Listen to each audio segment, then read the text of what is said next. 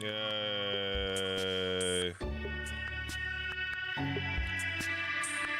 That's too loud.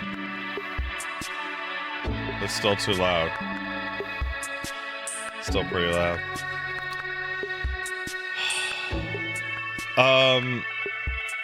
Hey, so there's two BioWare projects. One's a Mass Effect project, and one's Dragon Age Dreadwolf. I genuinely believe there's a good possibility that one of those games is just not going to come out because BioWare will have disintegrated.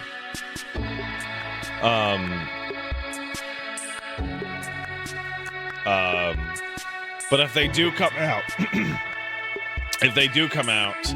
I think that that BioWare will never ship another game after those two.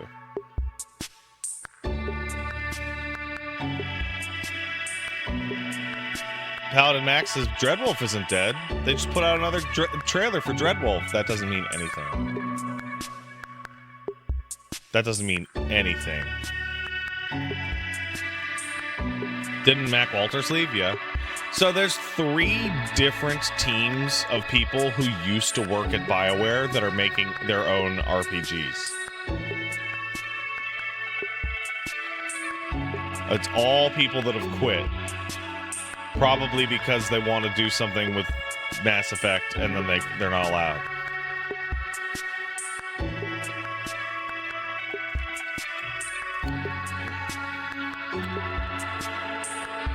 By the way, somebody said Baldur's Gate 3 clones. Baldur's Gate 3 is just an incredibly expensive, well-made version of a genre that's existed for decades.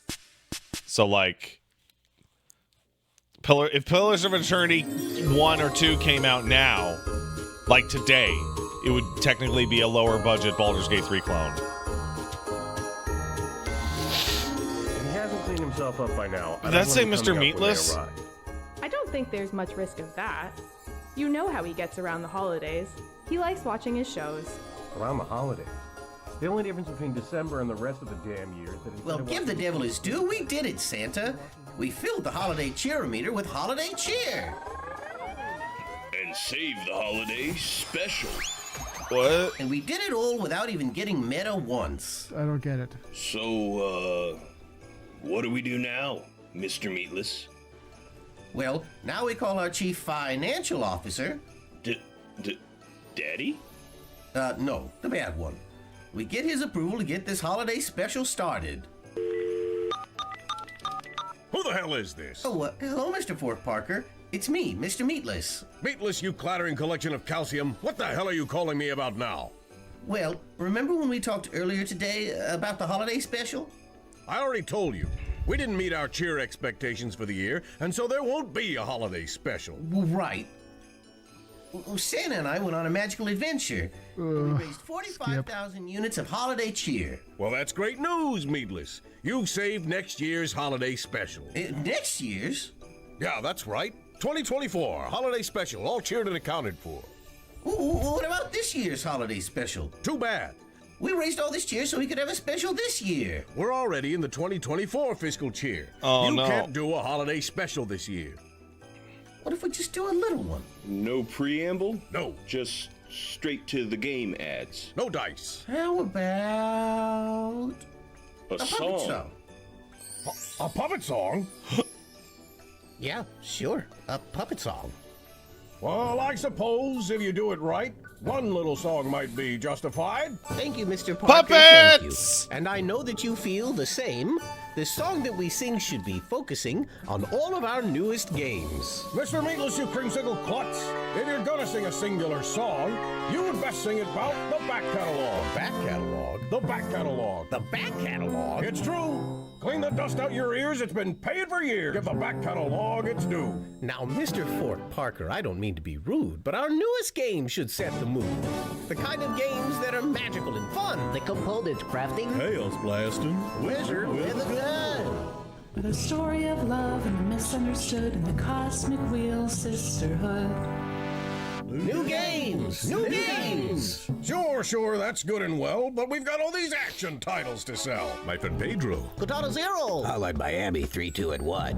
Whether you enter or exit, you can't go wrong with the Gungeon. Back catalog! Back catalog! Games that challenge your expectations of what human beings can do. Kindness, compassion, Cooperation. Or the deep philosophical introspection of the Talos Principle 2. New games! New games! Wonderful games, I completely agree. But if folks want to connect to their humanity... They surely must play no matter studio's great, a tender homage to grief.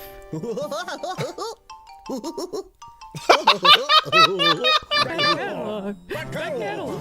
How about them games that cast stark relief on the environmental consequences of unbridled greed?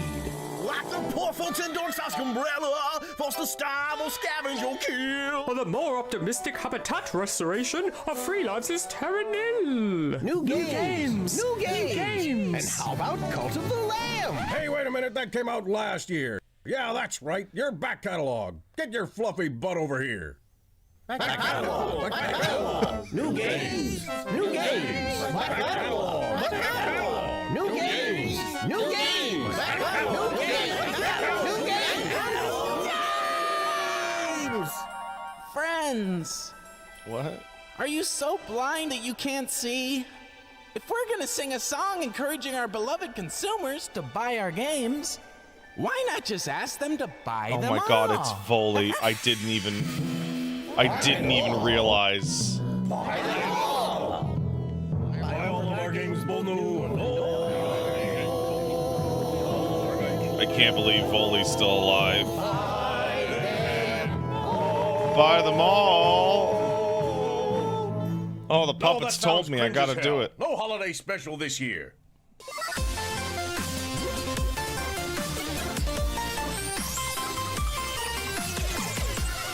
The Devolver Public Access Holiday Special will not be presented this evening. Oh, good.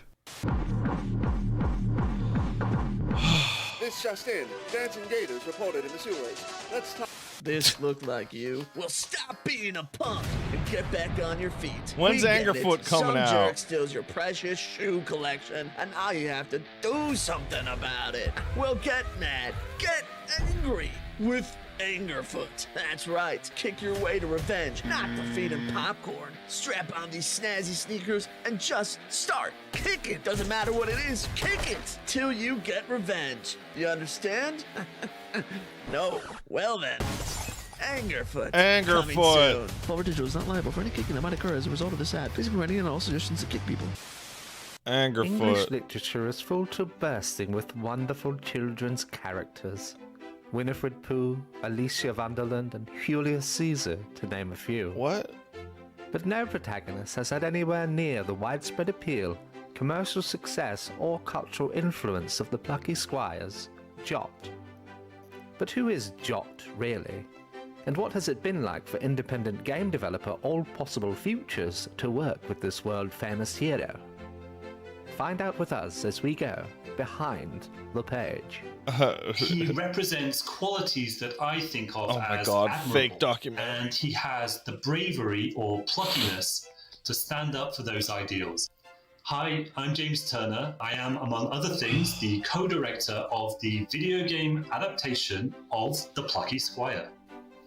It's been such a terrific honor to work with Moonbeard, Violet, Thrash. Talking in a big room. I'm talking in a big room. You just need a throughout the years, correct and microphone. that I've been a fan of since my childhood. But James wasn't. Does his quite audio prepared sound like for that every because he's aspect no longer of in bringing Europe? The Plucky Squire into the digital realm. Once Jot got the ability to jump out from the pages of his book, he became significantly harder to keep track of. We've always felt the books are magical things. Everyone has a favourite book. That one special story means something to them. Hi, I'm Jonathan Biddle, co-director of The Plucky Squire. When my kids were young and still had joy in their heart, they loved reading picture books like The Plucky Squire. They were great times. Them not knowing what was going to be on the next page, that look of surprise on their faces. Dude, I want to eat that It's just the job cookie. can maybe be a bit too surprising sometimes. In the story of the game, Jot's longtime nemesis, Humgrum, he's discovered that he's been a villain Naturally, he doesn't take this very well, and he decides to throw Jot out of the book and rewrite the story with himself as the victor. In the game, once Joe returns to the book, he finds that he can twist the reality inside. At times, this can make him difficult to work with, though. Being a hero, he's just got different boundaries to the rest of this. Get out of here, child. Jot's in the cat litter again. Some of the most thrilling aspects of Jot's powers are his ability to manipulate his own book, whether by jumping from page to page or rearranging the words in a sentence to change the very nature of a scene. The game was meant to be released this year, but after Jot had a run-in with James's cat, production had to be put on hold until he recovered. Even with all of these unexpected challenges, working with Jot has been a dream come true, really. We're all incredibly excited to share the Plucky Squire with the world next year. This looks like it'll be cool. The team at All Possible Futures remains in high spirits as they continue their work, and the world waits with bated breath for the inevitable release of the Plucky Squire. I didn't steal your joke. I didn't see it. I looked at it with my own eyes and thought with my own brains. Sticked the leading job site for fellow stick people. Oh no. Tired of dead-end jobs? Yeah. Everyone feels like your life is expendable. Yeah. Well, just because you I don't could have die a tomorrow, face, wouldn't well, matter. That all changes today. Here at Sticked In, you can choose from a variety of empowering and enriching jobs that allow you to pursue your Coffee dream addict career. hit me up. Oh, what the fuck? Is this Xiao Xiao?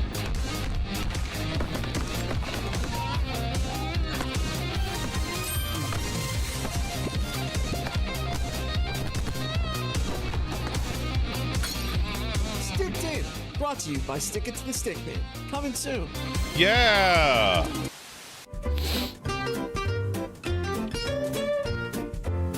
Hi there, and welcome to another episode of Oregon's #1 DIY dining experience. Use the drill.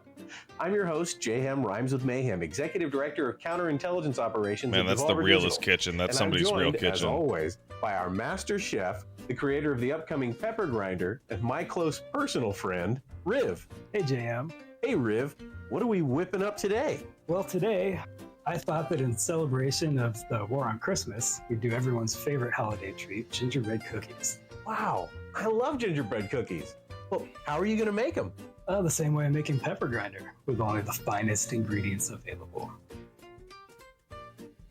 And of course, What? That at wasn't- every opportunity. That was we're too going fast. I couldn't read it. Use the drill.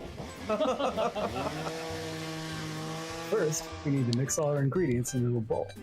Now, for gingerbread cookies, that's going to be the flour, brown sugar, baking soda, ginger, cinnamon, cloves, and salt. Is that right? That's right. Then we add the butter and mix it all together into a fine meal.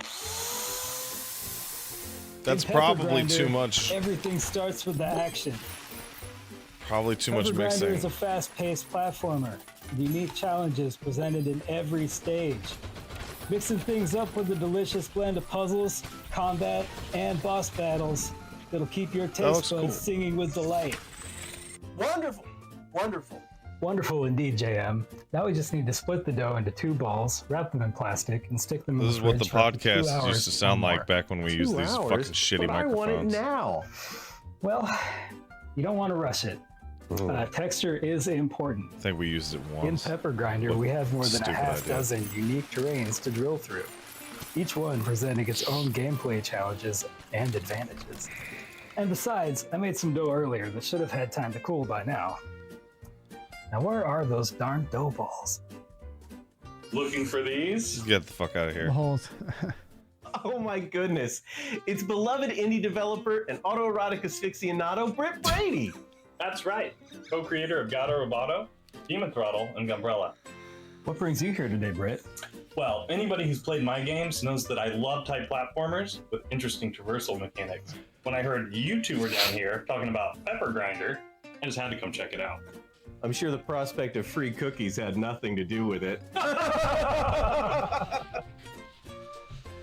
Well, you're just in time for the most creative part of gingerbread cookies, the decorating. I'm gonna get the oven preheated at 350 degrees. Britt and JM, how about you roll those dough balls out until they're nice and flat? About 1/4 of an inch thick. Use the drill.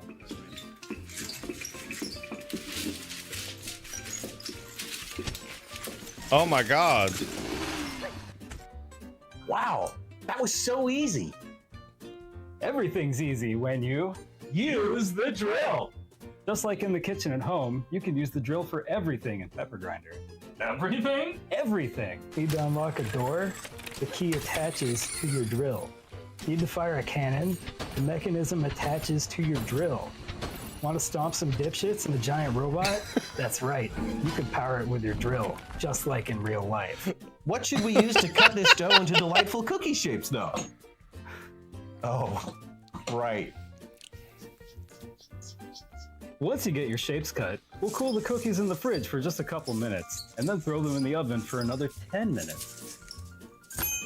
Between missions, you can buy stickers from the gotcha machine to use in your sticker book. Unlock different backgrounds as you play through the game, and even unlock special stickers by completing gameplay challenges. Yay. Let's see how the cookies turned out. Yeah. That's incredible. Wow. These are wonderful. Yeah, my favorite's the... Hey, where's the treasure chest? Oh, Britt. Well, that's all the time we have, folks. Thanks, Riv. And you're welcome, Britt. Join us all next week when we make traditional holiday eggnog jello shots on Use the Drill. And then we'll, like, we're talking or something as, like, the credits roll by. There was no Santa? Yeah, that's great. Wait, is that the whole... Oh, it's 15 minutes. This holiday season, get the gift everyone's raging about. The Devolver Digital Back Catalog. Back Catalog features 3 of your favorite Devolver Digital franchises, all in one delightful plush. I just want to be loved. I die a little more every minute. Right back at you. I've got too much on my mind. Wait, is that like a fucking homunculus? Can I get the Annapurna one of these? Back Catalog. Oh. Nobody likes homunculus. Babysets with Gabe and Bennett. Hello, children. Holy fuck. Hey, kids. Hi, Gabe. Welcome to Baby Steps, your introduction to the world of game development. What does it mean that it's your introduction to the world of game We're development? teaching kids how to make games. I'm so excited that we get to talk about it. The game is also called Baby Steps. That's a weird coincidence. It's not weird. The game, it has us in it. We're doing voices, and we also made the game 2/3 of it. Yeah, we could call that a coincidence. It's a coincidence that we're making it. That's weird. What's Crazy. not a coincidence is that this game highlights both of our considerable talents. It combines my love of mountains with my love of apes, but it doesn't.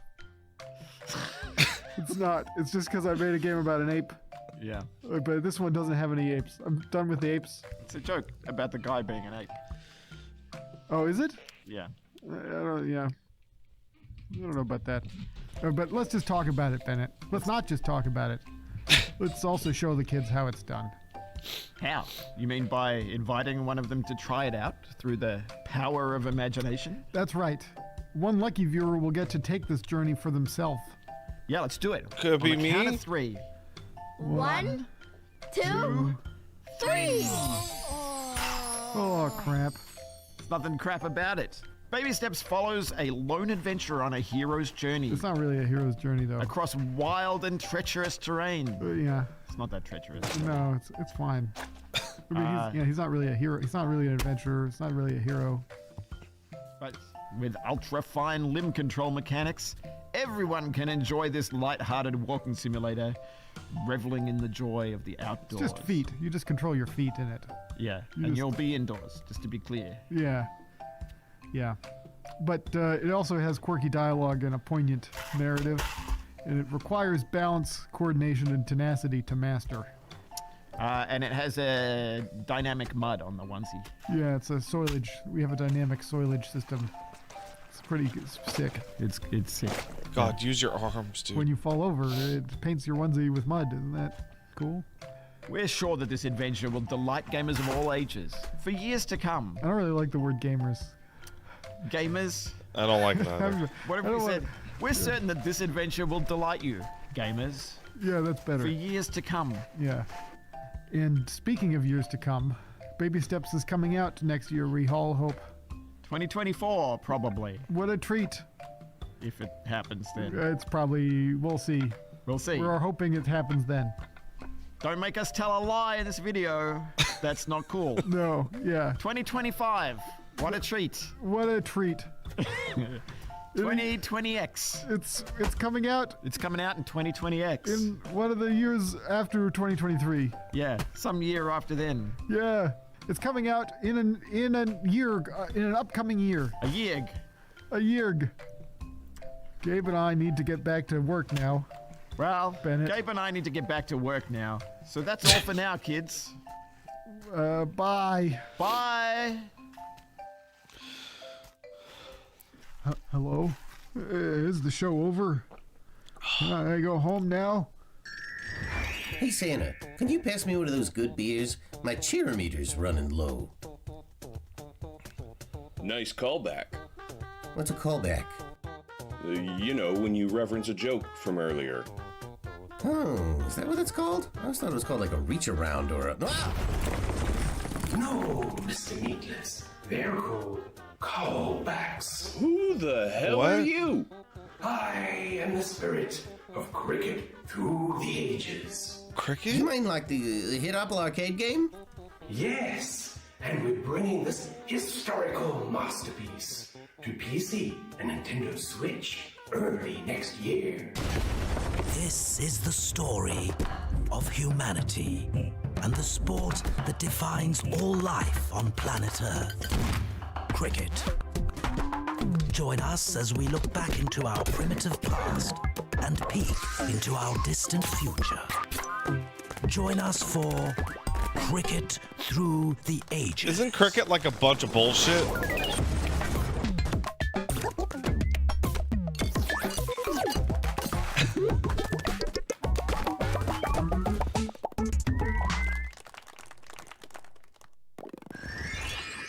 That's where they got the weeaboo paddle from, right? Oh, it was certainly something. You know what that put me in the mood for, Santa? Your favorite holiday tradition?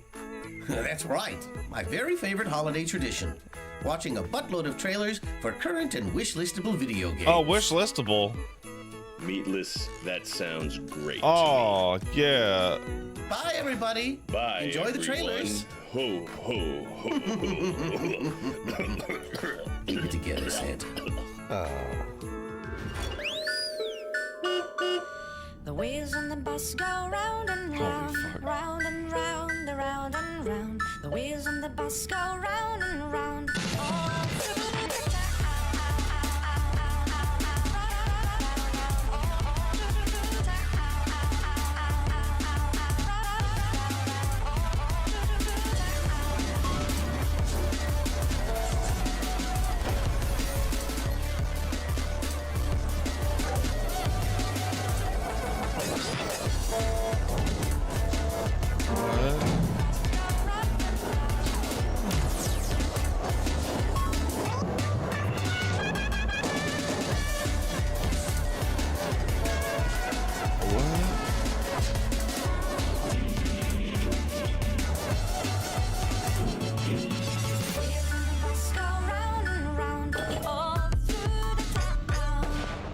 Omnibus?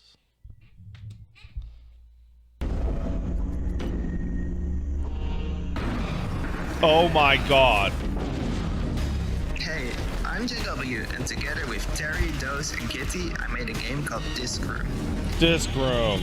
It still holds a special place in our hearts. So, since the game is turning 3 years old, here are 3 tips. Say Disc Room a lot. What you do only makes you stronger. In Disc Room, death is how you progress, how you gain ability, discover secrets, and even open up new doors. Literally. Second of all, zone in, not out. Turn off your brain, turn up the music, and get into the zone. This room has been designed to get you in the flow state, so roll with it. And last but not least, choose your own challenge. Fine-tune the difficulty just how you like it. And don't forget to switch on the confetti to celebrate Disc Room's birthday. Thanks for playing. Disc Room. I don't know what the hell was going on with my brain when the Disc Room stream. I just got all Disc Roomed out. I couldn't think good, but Disc Room.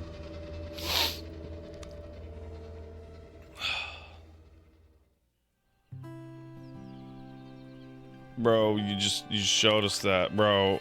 Welcome to the land of Mojo.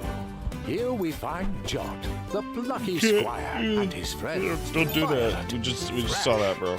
And Pip. Our heroes protect the land from the villainous Pip sounds like the kind of guy you'd steal orphan gruel away from, They right? venture to the edges of their realm, and even beyond. Like, and you'd steal the orphan gruel, and then you would just pour it out on the ground because you're like, oh, new world to explore. Gross. With dangers, surprises, and attractively furnished accommodation.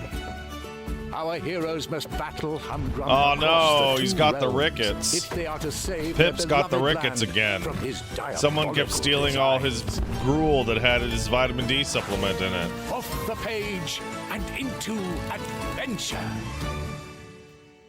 Oh. What bit is this? British children need more vitamin D because their country is not sunny. Out of a world of ruins, they have built a new Jerusalem. And there, your brothers and sisters await you. Wait, I thought this is about block puzzles and cats.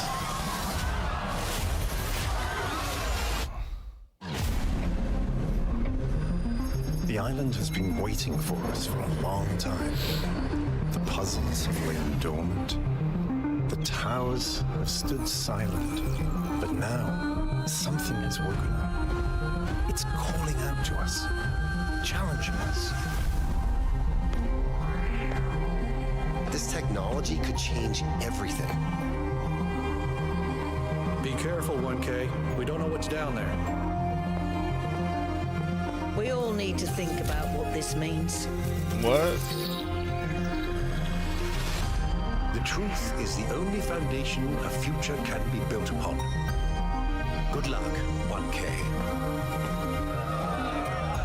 This is the turning point. The paradigm shift I've been waiting for. What kind of puzzles do you do in Talos Principle? We have to understand.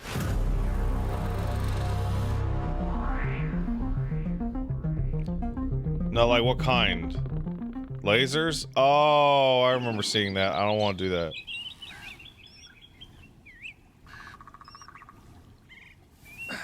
I like portals.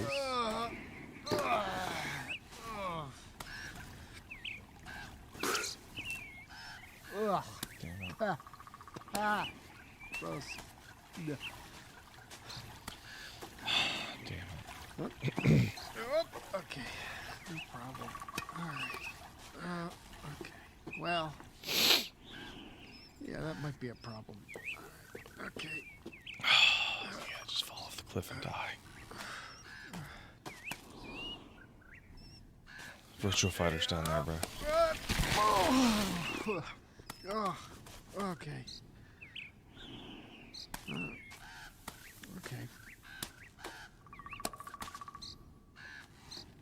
There we go. Yeah, now you got it. Oh, you fucking idiot. Oh, that sucks. Just throw yourself from the fucking cliff. Just go. Just throw yourself right off. Alright. Oh, yeah. Post. Alright. Yeah. Okay. Tree. And up. I did it. Oh, God damn it. Nate, are you okay? You look sad. Oh, hey, Mike. No. That's sad. I was just taking a break from my run. So road's out. Yeah, road's out, but no worries. Grapple points. Grapple point. Oh, just grapple. I'll grapple it. Yeah, just grapple it with a grappling hook. Oh, yeah, I'll just grapple that fucker with my grappling hook. Yeah, no worries. Just grapple that fucker. I'll just grapple that fucker. Yeah, good. All right. Well, Salada. Oh, Salada. You don't have a grappling hook. Yeah, all right. I'll just pull out my grappling hook. Well, I don't know where my... Oh, this is bad. Okay. All right. Okay. There's enough here. Oh, God. Oh, crap.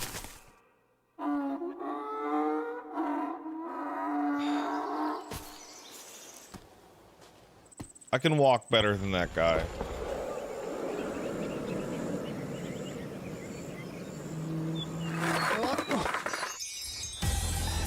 Prove it? No.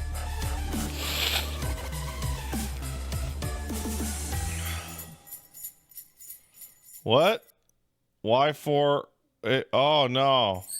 Well, the Devolver Public Access Holiday Special is brought to you by Human Intelligence. My big hand is for solidarity.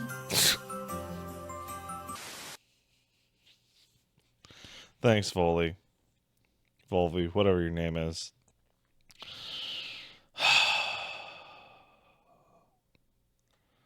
It's over. Yeah, it's pizza because I'm 1% Italian. It's true. You hear that? Gabagool, blah, blah, Sicily, Mussolini. Breadsticks. Pepino.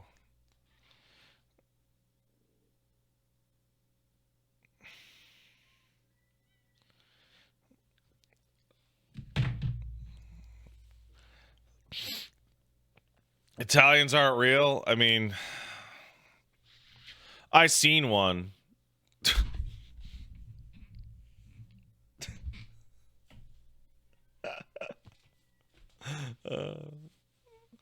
I seen it.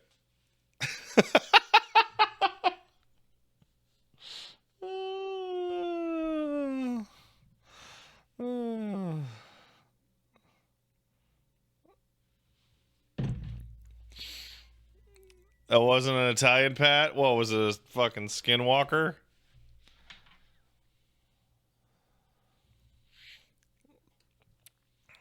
Walking in the skin of the calzone in a human form? Oh, man.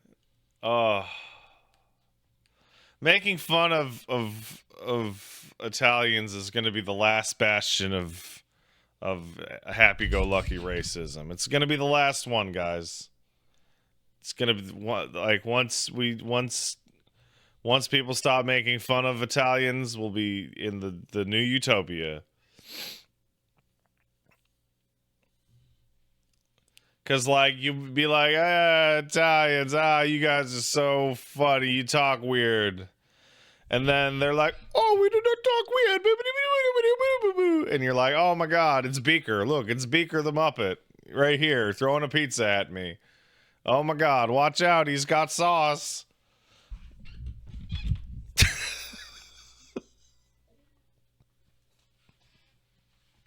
Oh, man. Oh, I need to find that fucking tweet. Oh, man, I gotta find that fucking tweet. Oh,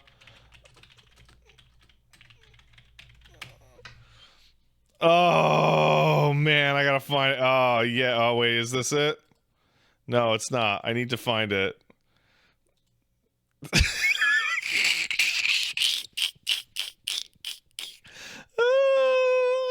the funniest.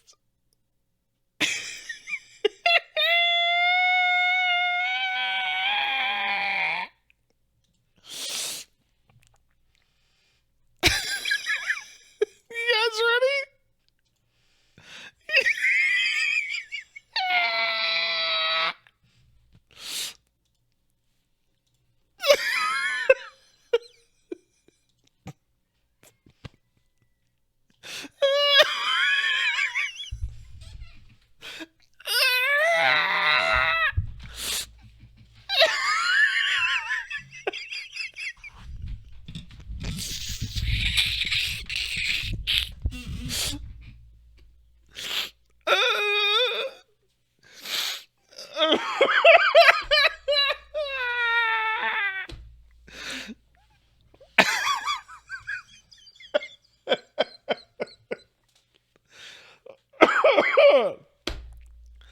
Oh my God. Oh, it's one of the funniest interactions I've ever seen. Oh my God. Oh shit. Oh man. Oh my god. Oh, that's good stuff.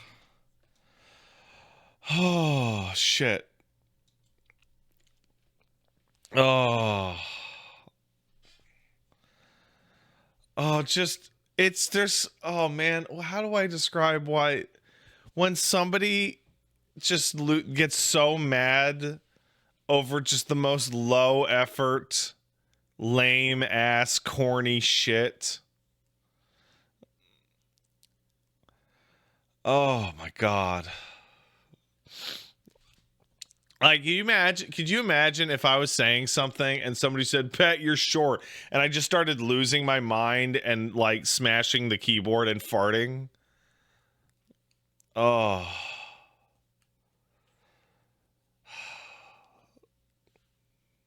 Yeah, extra farting.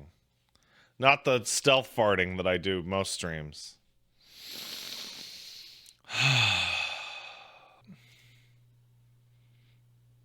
All right.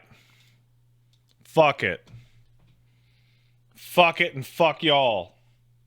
Watch the Maxor video. Have I ever heard of Arlo? I have not, but no, actually I have, but only in that people saying, "Hello, it's Arlo," or something, and I don't know anything other than that. That's all I know. Hey, you kids like Monster Hunter? I love it. Raid, hey! Who raided? I'm scrolling up. I'm scrolling up. You guys talk too much. Leah, please. Thank you. I appreciate the raid, Leah, please.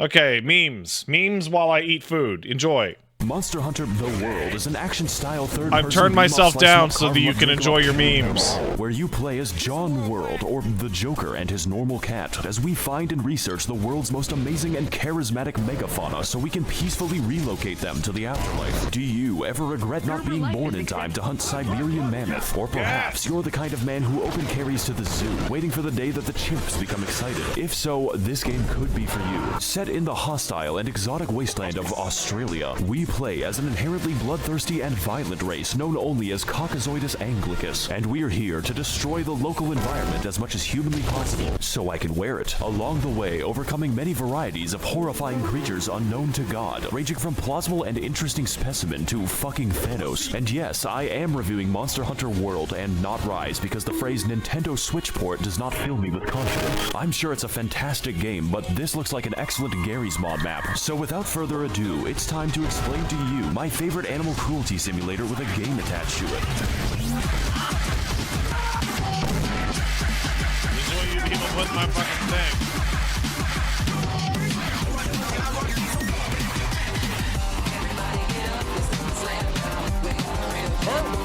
It's been so long since I've last seen my son lost to this monster. Forced in Fistmost, Mobster Trucker is a game about options because there's a few of them. At least 3 monsters are present in the game, possibly 94, and every one of them has... Hey, wait a second. That's how I say things. That's crazy. I say that. I say there's almost 3.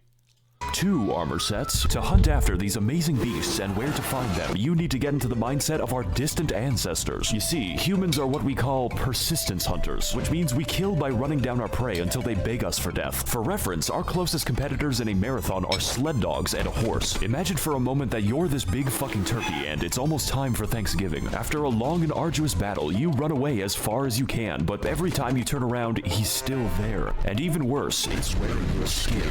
This is the mentality you must adopt if you're to survive the wilds of Queensland. The mammoth deserves to be extinct because he was weak. We arrived to this new world of possibility known as the Denny's parking lot as part of the 5th Fleet of the Research Commission, exploring and murdering this vast continent to track down the whereabouts of an ancient elder dragon. Now, as someone from a country who killed millions of people so we could grow fucking vegetables, this is offensive. So when I heard that these bitches were doing it to find a lizard, I decided I would engage in genocide of my own volition. You will not need motivation to kill kill in this game. It comes about naturally, just like polio. And to bring about this timely demise, we are given a choice of 14 weapons, all of them completely different from one another, like the light bowgun and the heavy bowgun and the bow. But let me tell you, if I were stranded alone on a desert island, I would probably choose the fucking gun, because the only people in this world that I trust are my two best friends, Smith and Wesley. This is why I chose the gun lance, which is what you think it is. Cool. Now, of course I could have chosen the literal machine gun, but playing with these weapons changes the game into a first-person shooter where the objective is to keep the gun away from your mouth. Instead, I was drawn to the insect glaive because 1, it lets me literally fly and the floor is paying taxes. 2, I get to lace a giant bee with C4 high explosives and throw it at people. And yes, there is an upgrade tree dedicated to bees. 3, I get to mount monsters, and that lets me spam custom dialogue at everyone in the game. Side note, you can fully customize your automatic callouts to preemptively diagnose the cause of your teammate's death, which is very funny. But your choice isn't just between weapon types, but also weapon elements. I won't get into it now since there are a few of them, but my favorites would have to include the dragon element, the sleep element, or even blast element. Yeah! Every monster is weak to blast element. So with all these varied choices, chances are high that at least one weapon speaks to your specific mental illness. Just don't play the hunting horn unless you want Rock Band for engineering students.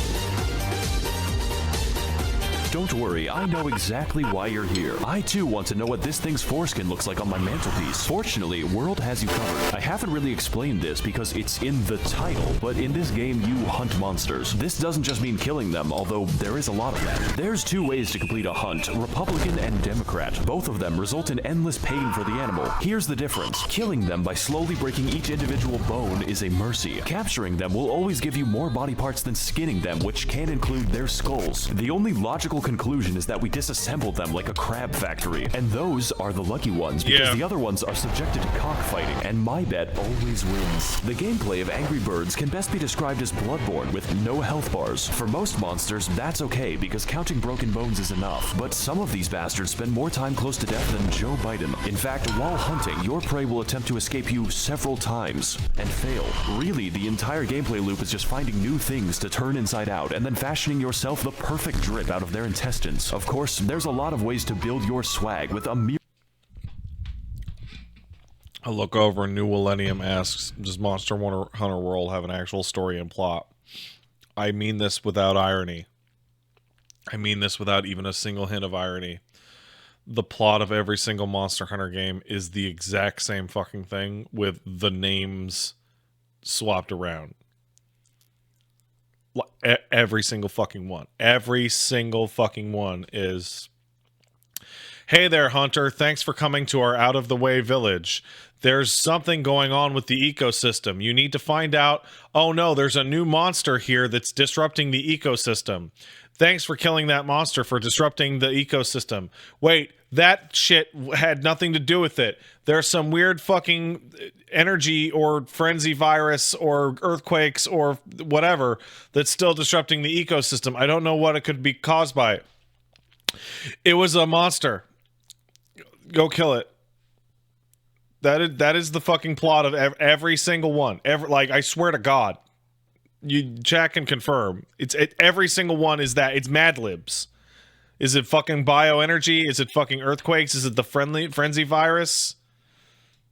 Myriad of skills like the fast food build, the eating less build, the eating for free build, and lest we forget, the mushroom consumption build to complete my ultimate McDonald's form. No self-respecting hunter would ever think of going outside without slightly reducing the effects of minor wind pressure. Or you can do damage. Like a fucking moron. Take your armor for a spin and throw a body in the bin. Repeat until you win. That's the entire game. This being said, there are complications. It's better to think of them not like video game enemies, but very stupid cats. And like cats, these bitches are territorial, sometimes even going so far as to beat each other to death while I'm fighting them. But I think my favorite example of this would have to be Mr. Nikon. This bastard is designed to wander into random battles, catch you in 4K HD, and then leave for literally no fucking reason. And if that doesn't suit your fancy, there's always Bazinga Goose, whose sole objective is tracking you down across the map to...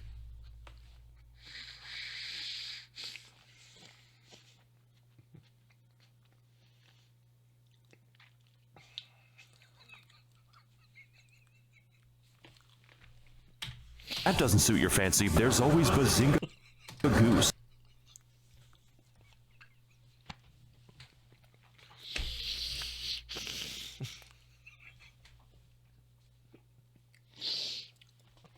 Oh, that's so stupid. Whose sole objective is tracking you down across the map to carpet bomb you for the crime of playing the game. Now, I don't normally play Monster Hunter since I'm more of a Connect 4 SpongeBob man, but the sheer variation on display here is really something. Every single animal has their own unique role, and mine is putting them into a museum. As a rule, for every single kind of beast, if violence does not work, use additional violence.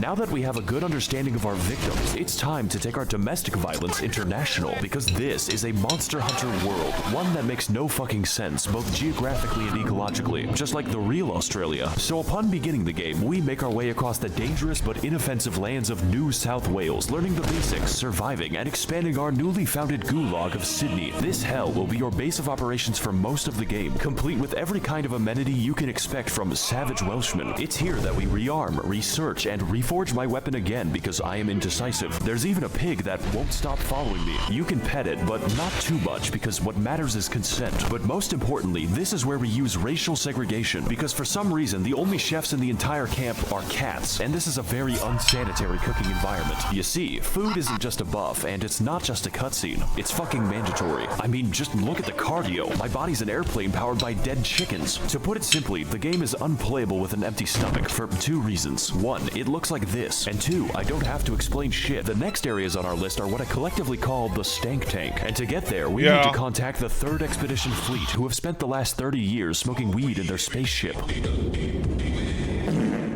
He's right. This is pretty much why we're here. This new environment is firstly comprised of the Coral Highlands, which are filled with a beautiful and alien ecology, able to support a wide range of pit bulls and more literal balloon animals. From this point onward, biology is more of a suggestion, but looking just underneath the surface, we find the true source of this bizarre life. It's death. The Rotten Vale is an area built and designed to simulate San Francisco and is sustained only by the miracle of rotting corpses and feces. You may be asking yourself some important... I feel bad for people who like played Monster Hunter World and had not played Monster Hunter 4U, because the people who played Monster Hunter World didn't play Monster Hunter 4 Ultimate. Tiger Fang. Okay, so the entirety of Rotten Vale, like 85% of Rotten Vale is based off of the corpse of one monster that was the end game monster in 4U, called Dalamador. Wait, Frosty Doe, you don't know that? Are you serious? Yeah, that's why the area is a big loop, because you're going up and down the corpse of a snake.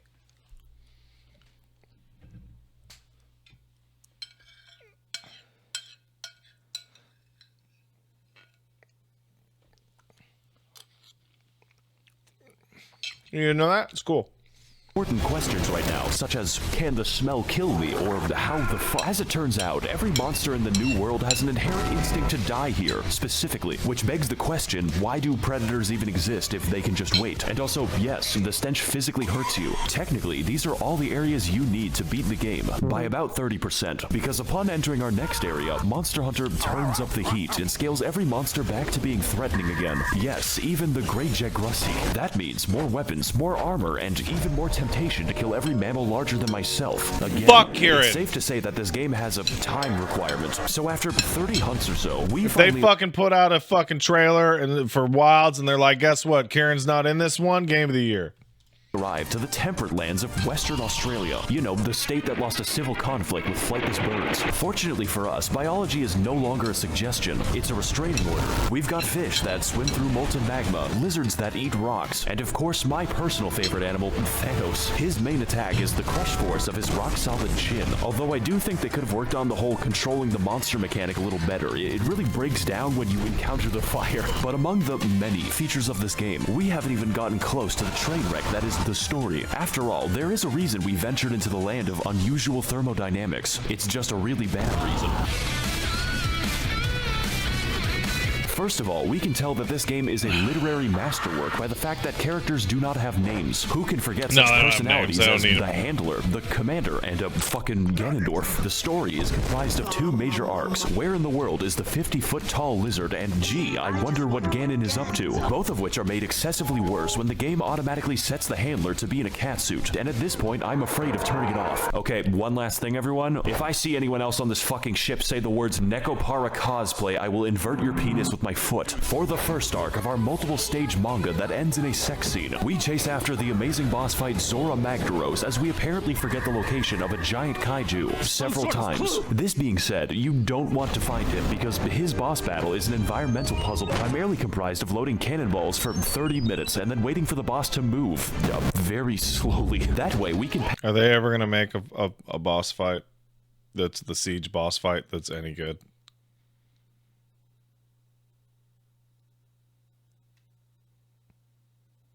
No. Penetrate him with our oddly phallic spear that, extends when needed. And for the second arc of our new Genshin anime on Spike TV, we team up with Ganon to discover new and amazing elder dragons all across the continent. And of course, I mean discover like the Vikings meant trade. This is where some of the toughest and most annoying bosses in the entire game happen, featuring such great fights as Nergigante, whose name I cannot say with a hard R, the COVID Beast, and my personal favorite, Margaret Thatcher's Nightmare. Of course, there is more to this game. There's always more, but that is basically how you beat the first half. So there's an expansion for this game that is more expensive than the game itself, which doubles the content and the playtime. I'm gonna be fucking real, guys. I'm not covering that shit. This video is supposed to be short because I made it while on vacation, and vacation for me means more than Lunastra. Oh yeah. This game is lengthy, and you should definitely play it if you have the time. But in my current mental state, I do not. So with the release of Elden Ring, I think it's time to move on to a better product. So hey, if you're like Pat, why would you hate Teostra way more than Lunastra? The answer is fairly obvious. You fight Teostra way more. Teostra is like a fucking classic Elder Dragon. So he's always there. He's always there. All right, let's see what we got. No, shut up, woman. Not you. All right. Hey, let's watch some videos. It's video time. We will have the last laugh because we'll already be there. Our workout starts with 10 warm-ups. We'll be holding our breath for a count of 8. Yeah, hold on. My wife is here. My wife says... That would be my darling wife, Peach Saliva. He's been to the doctor. He's fine. It's just gross, Lamau. See, it's just gross. It's fine. Yeah. Like every time I go to the doctor for something, Paige is like, Pat, you need to talk to a doctor about this. And I go, okay. And I go talk to the doctor, and they're like, yeah, it's no big deal. And Paige is like, ugh.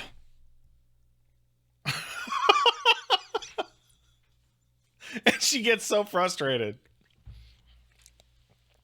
Paige, you remember that last one? Paige was like really worried about something, and we spoke to our doctor, and she's like, "Is he gonna be okay?" And the doctor literally went, "Yeah, it's fine," and like shrugged and just like completely ignored the whole situation.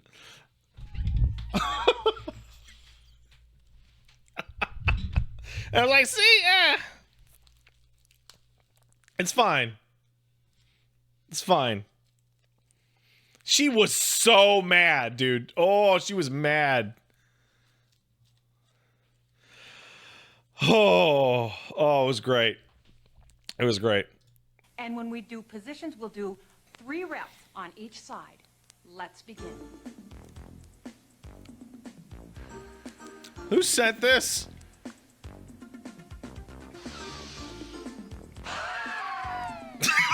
Okay.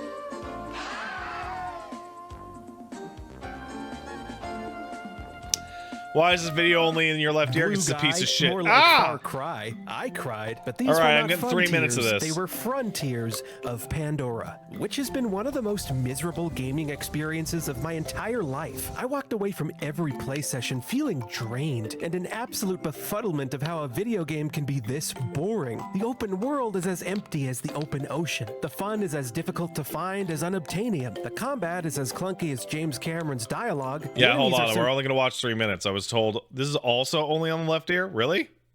dumb that they'll literally just stand in the middle of a poison cloud Really? for Are 2 you minutes sure? until they choke on it and die. There's only 2 enemy types in the entire game. Stop lying. And the side activities are absolutely mind-numbing. Needless to say, it's a pretty bad game, folks, and pretty excited to dive into it with you guys. I think you're in for a treat. Remember how after the first Avatar movie came out, people developed severe depression because they loved Pandora so much that I do they wanted remember to go that. there themselves but couldn't since it's not real? Well, ironically enough, after spending 30 hours in Pandora, Avatar has actually given me depression and made me blue. They say it's not easy being green, but it's way more difficult to be blue. I've tried to continue living my life as All normal, right. but when I go out to eat Okay. or to the store, people give me weird looks. They treat me differently. All right.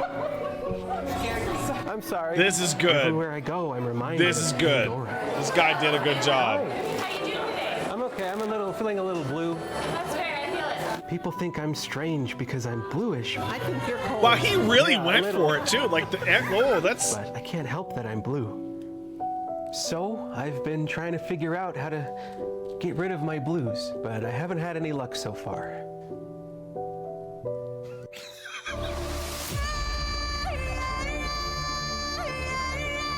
An open world game is only as good as the open world within it, and Pandora is truly beautiful.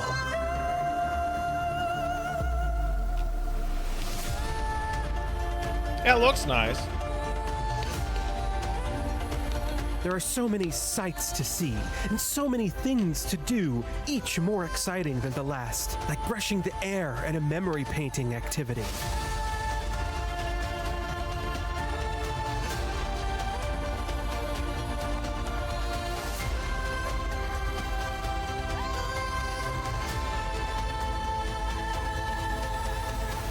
Following a trail of butterflies for 2 minutes as they lead you to a fruit that you can pick. Locating an ancient Sarantu shrine and looking for an arrow on the ground nearby it, which you then follow to find another arrow, which you then follow to find another arrow, which you then do again 3 or 4 more times until you reach the observation point, where you hold the E key to complete this activity for no reward. A lonely totem on a hill between. You know, whoever said just watch the first 3 minutes, that's great. That's great. It's good. I highly recommend you guys check out this gentleman's videos. That's a good video. I'm not gonna watch the whole thing, but that's a good video. So I can't remember their name, but they sent this video in like 6 times to try and get me to watch it and ended up paying like $40. We're not going to watch 25 minutes of this speed run, but we are going to watch 5 minutes of it because they really they worked their ass off. Nuts. Oh, there's dialogue. No.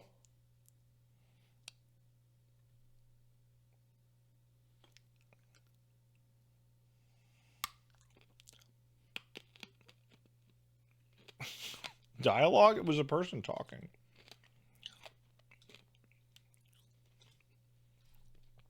We're gonna watch 3 minutes of it in dead silence.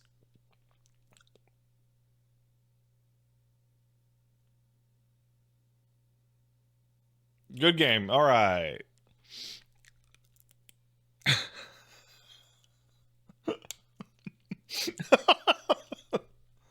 That was fun.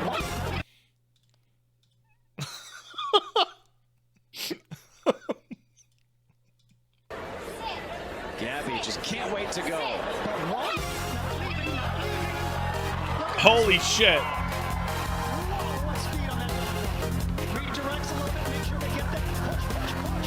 He's gonna do it.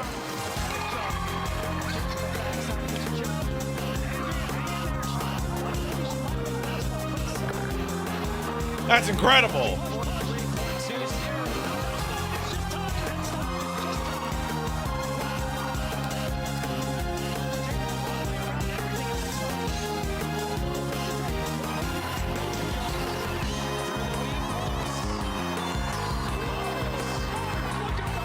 Oh my God! Did you see it? You see how fast he went?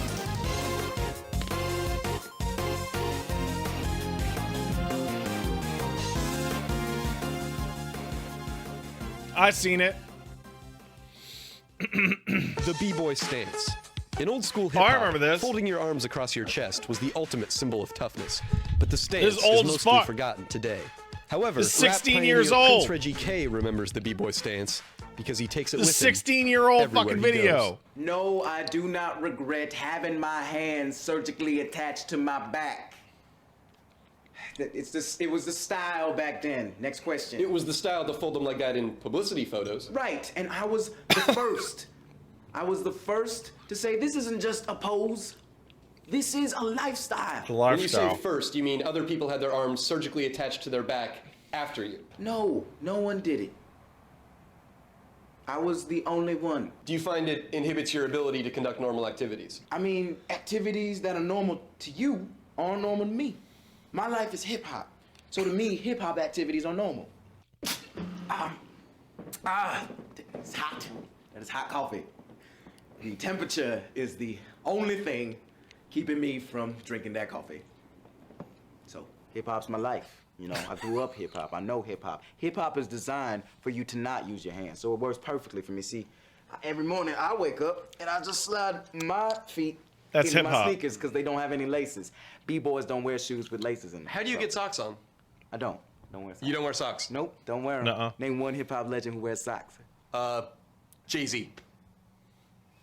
Well, he's new school. That's new school, and I'm old school. So the one thing new school could learn from old school is when you Socks aren't hip hop. I don't regret this. I don't regret it. Don't regret it.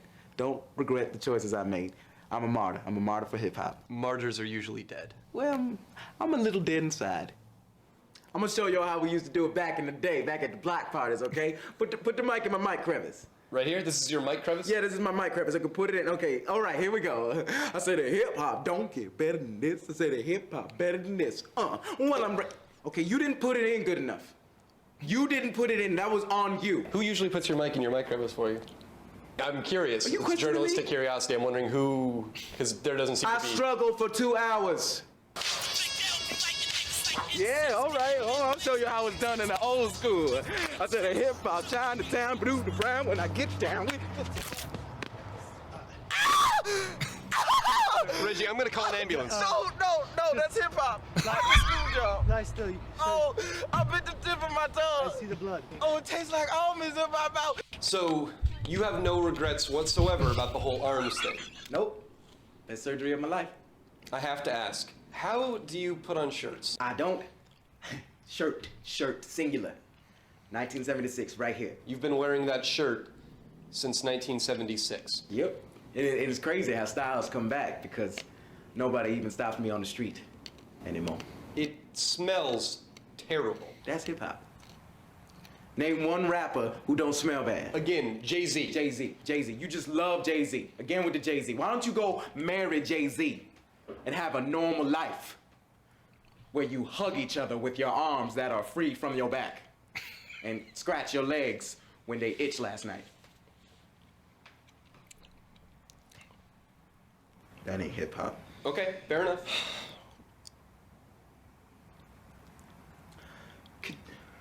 Could you feed that coffee to my mouth? Yeah, sure. Please, I really want it. I can't, but I can't. Okay. So, just it's hot. Oh, it's hot. It's hot, but that's okay, because that's hip hop. That's hip hop. That's the hip hop. struggle. Hip hop is basically the struggle to bring beverages to your mouth. So, whenever you.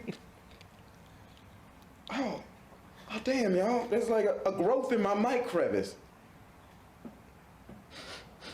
Oh, it smells like Play-Doh and Similac. And like the Play-Doh's been like in the sun or something. Oh, how'd I let it get this bad?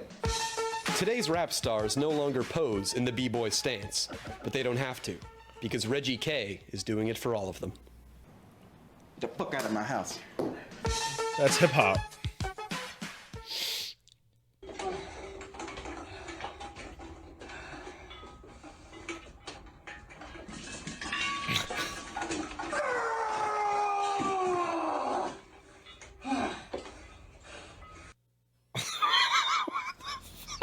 What's that?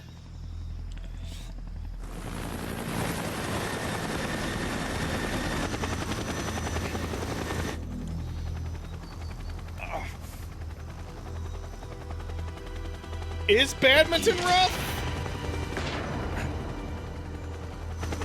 You can't defeat me.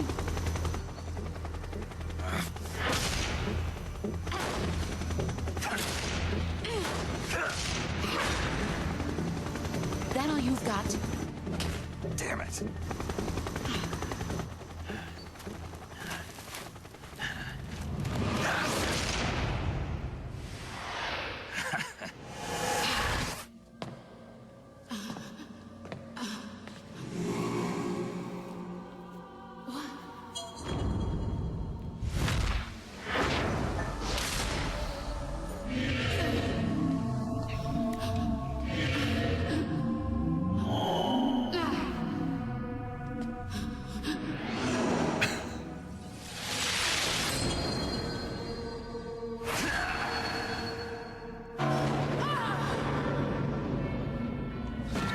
Yeah, this is actually in the game, yeah.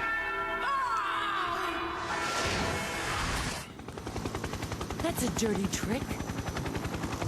You coward! Boss! Hold your fire! Come out, Jack. You lost it. It's over. Yeah, this is the subsistence secret theater, right?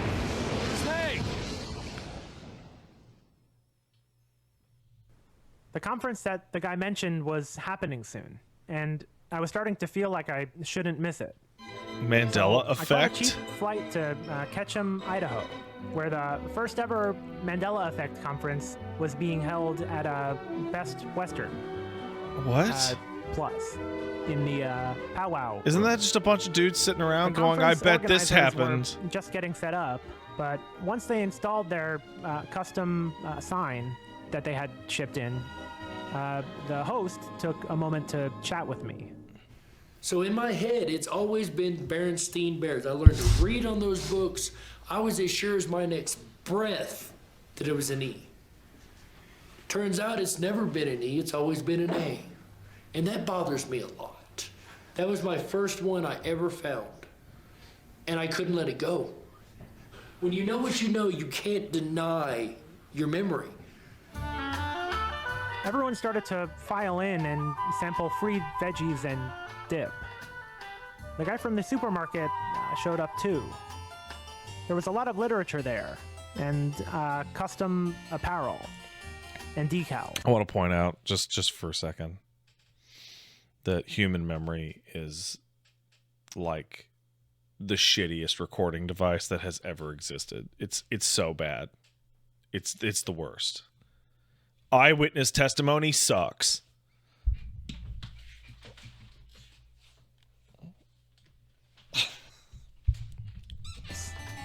People were having very animated discussions about their different theories. Like, I was just hearing that somebody Yeah, unless you're remembered Tim having a Rogers, dog, and then their mother's like, no, we never had a dog. We were a cat family. Never. And she has all these memories of this dog. You know, where did they come? This happens a lot. Yeah.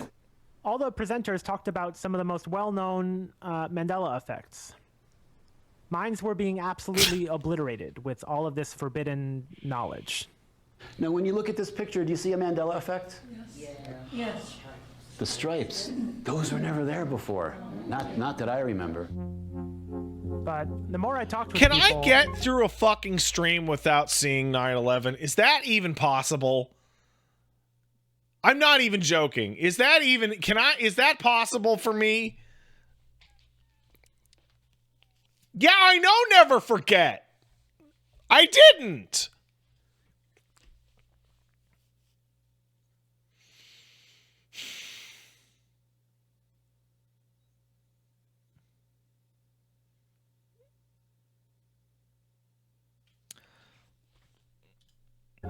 the more I realized that they didn't think of this as a memory problem at all. What do I think the Mandela effect is? I would say it's a timeline shift, proof of the multiverse, different timelines.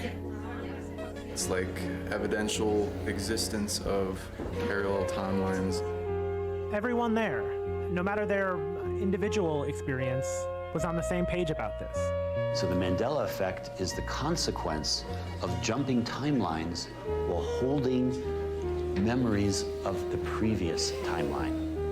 In their minds, their memories were perfect, and they were the chosen few who could remember details from alternate dimensions that they once inhabited. And I remember Benicio del Toro. He died around 2001. I think both of them are still alive right now, I hope. And I'm not sure what that's about, but that's interesting. They were using the most complicated scientific theories possible to explain what most people would consider everyday forgetfulness. Personally, I think I've done this. Literally, I have a pen that I like to write with.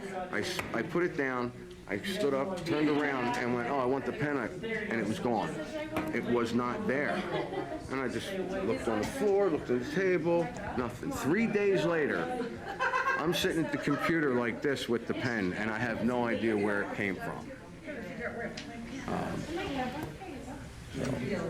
I purchased his book to... This is the worst any video has ever gotten me. Like, on the Let's Watch shit. I'm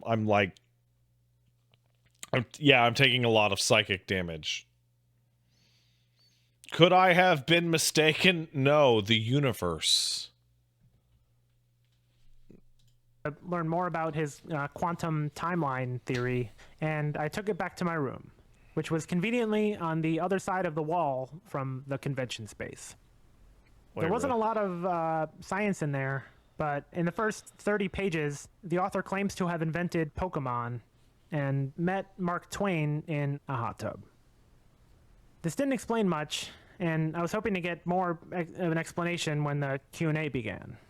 I don't understand the internet. Like, where do we hold all of the information in the internet? Is there crystals, or what's holding the information? It's usually some kind of like hard drive technology. What are those made of? What's that? What are they made of? They're made out of magnetized spinning platters of metal. So that would be a silicon crystal. Recently, there are crystals, yeah. Yeah. There. Okay. What's all that monster? Okay. Thank you. Listen, chat, I know sometimes you have a bad day and you're like, damn it, I'm so fucking stupid. Don't worry. You can get way dumber.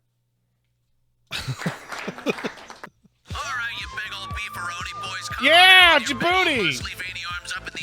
Let me talk to the cops. Hey, before we go forward, can I point out how insane it is that, like, the most R-rated movie to have ever been released ever in Robocop comes out, and, like, within a year, someone's like, we gotta fucking get a cartoon out there for the kids to buy Robocop toys. Like, oh man, the fucking 80s and 90s is so nuts. I'm a pretty good negotiator. Where's your robot cop now, huh?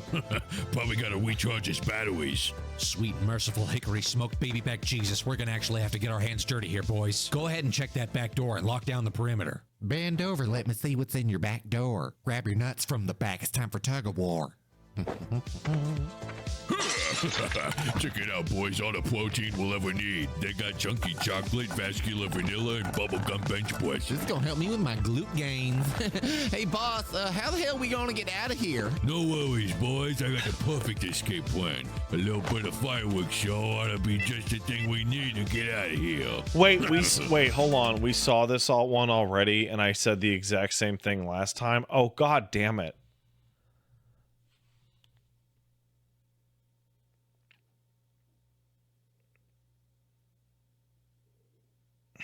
I got Mandela. I got Mandela. Away went Belle's letter high up in the sky. She just had to wait now for Santa's reply. Are you sad, Belle? I am Santa. Well said. Oh no, it's the British. What are you doing? Do not participate. Unbelievable. I'm going to be your new best friend. Give me a hug. Yeah. The buttons are made of biscuits. We could all eat those. Thank you, Mr. Snowman.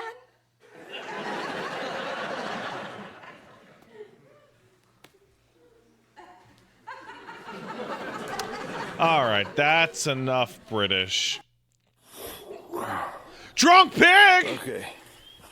Here I come. I gotta get the intoxicated pig. Look where I pulled that mash out right there. Look at this pig. Hey. Are you messed up, girl? Never seen a damn pig. Yeah, that one there's fine. That one there's fine. This one here is turned belly up. Hey, you. Whoa, whoa, whoa. Shit, the bed on my. Oh, come here, girl.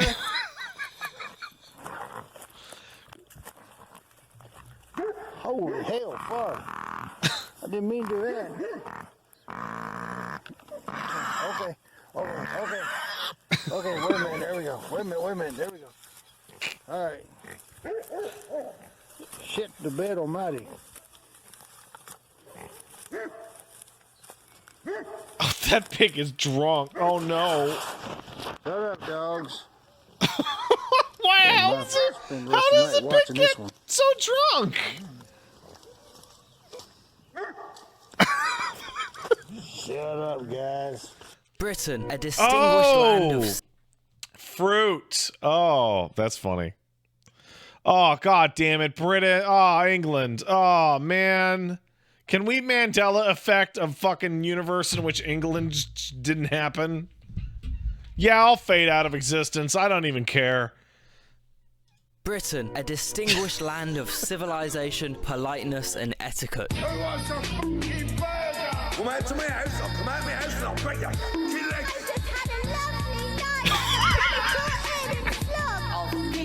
I was eating a biscuit the other day, and I suddenly thought, F this biscuit. I don't want a bourbon cream. F you crunchy, fucking cream-filled prick. F off back to your biscuit. Come on, if you want to fly, come on then. Yeah, sometimes the UK is a bit different to some people's expectations.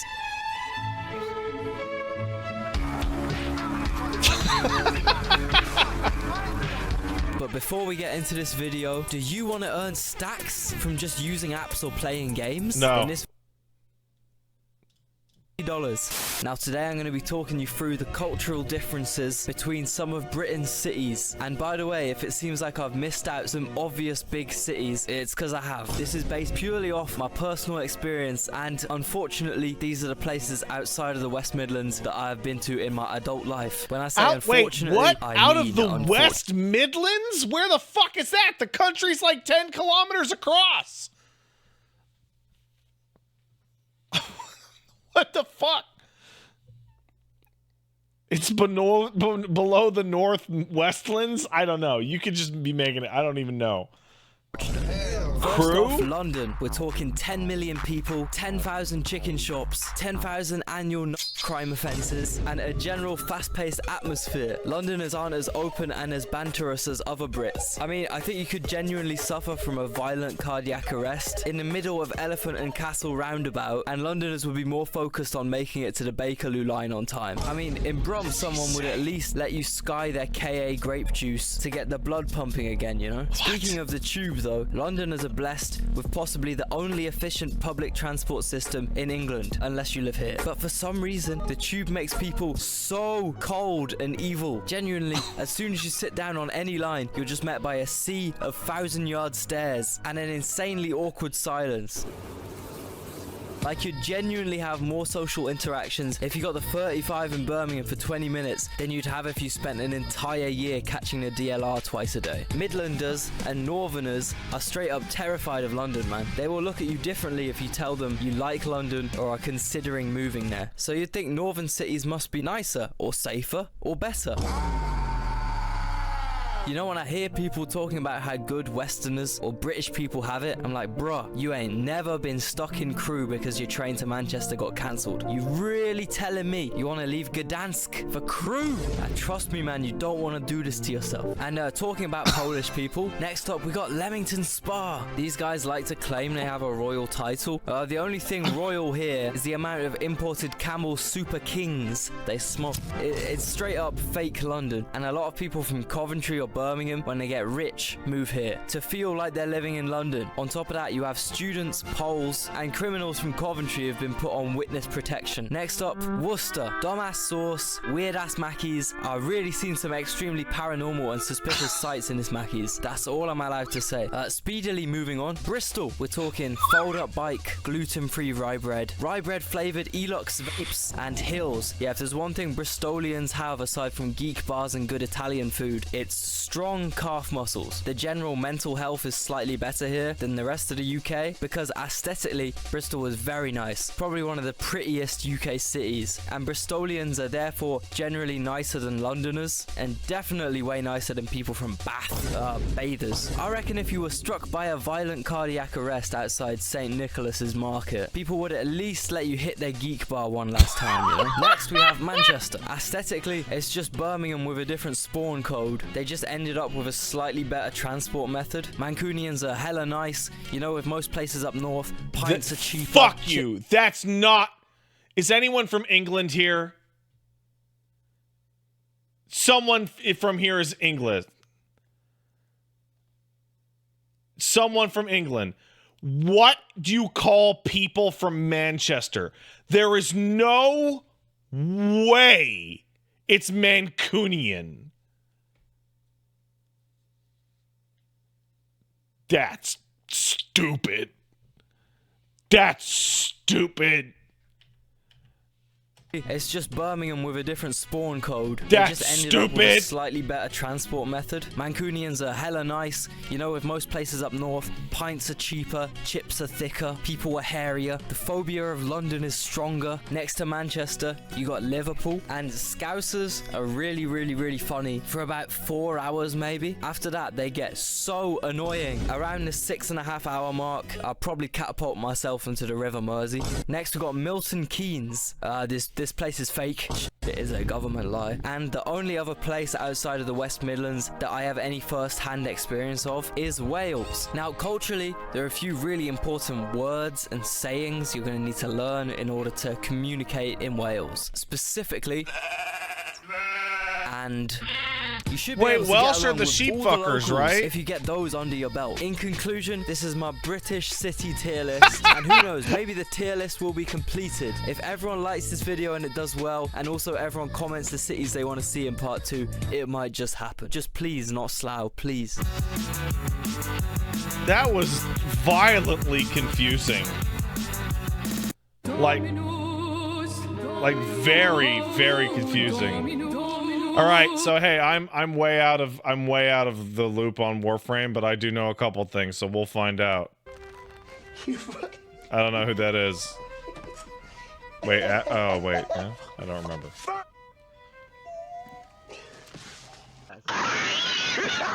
Yeah, that's right. That's accurate. I don't know who that is. I don't know who Caliban is.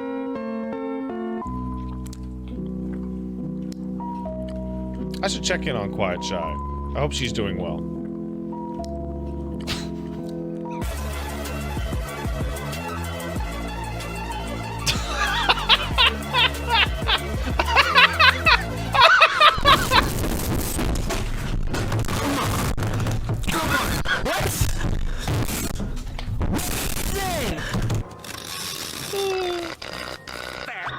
Now I'll have to stay here and I enjoy don't know who myself. that is. I'm not even gonna think about you know who and the you know what doing. We haven't gotten anybody that I play, so we'll see how true it is. Relax. Boobies.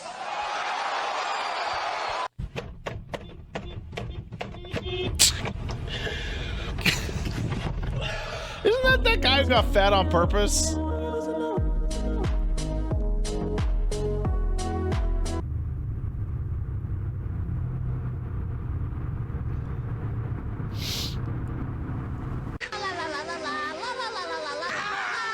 Who's Gale?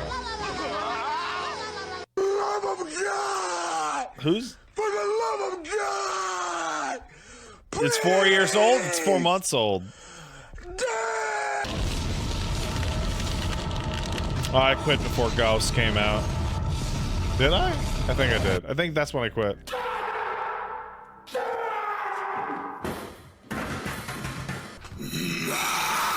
Man, they added a lot. I don't recognize half of these. Yeah. Yeah, that's about right. Oh, did Hydro get buffed?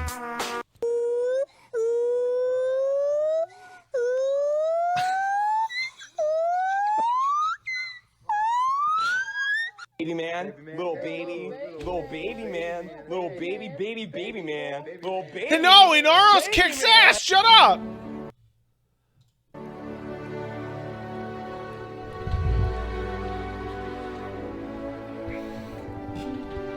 Chữ thời con cặc đồ mày nói chuyện vô dân quá. Mày coi chừng mày chết với tao nha mày.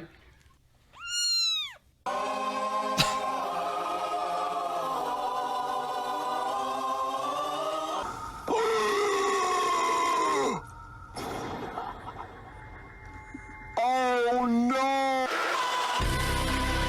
Yeah, Loki's great. Is Loki still top tier? He's like one of the first 5. Just woke up in a fucking steaming mood, yeah? Because I live in a shithole. Do you know what I mean? Birmingham is a fucking shithole. I hate the fucking place. Aw, man, Limbo's cool.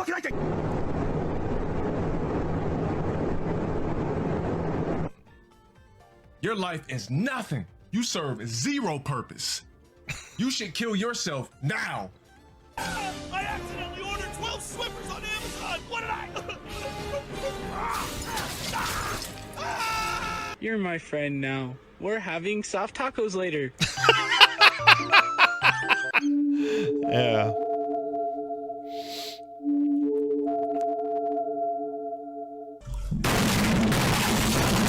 No, don't. Oh, come on. 火薬に頼って何が憲法だ。勝てばいいのよ。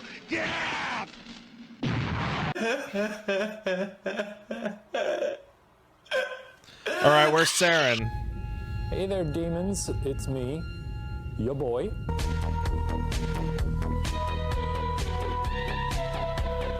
Octavia's cool. I don't even know who that is. Come on, where's Saren?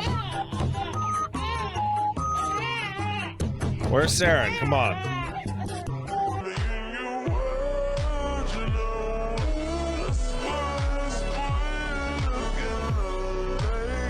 Yeah, Rhino's cool. Oh, no!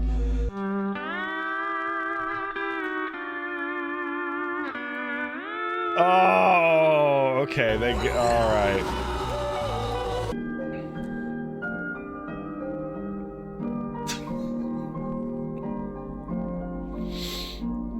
I am a surgeon.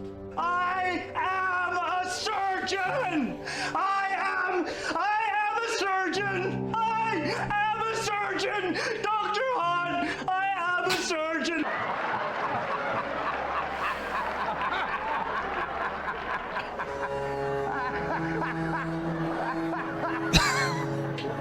Why is that?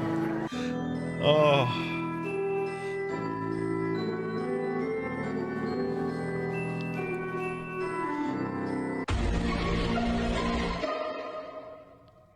No, we can't.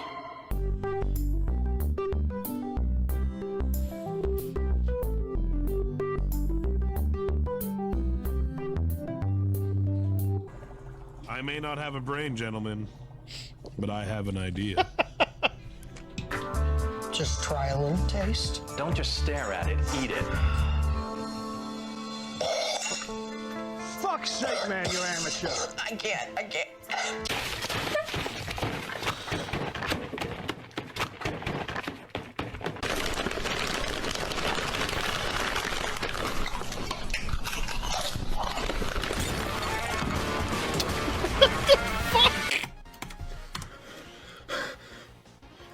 What?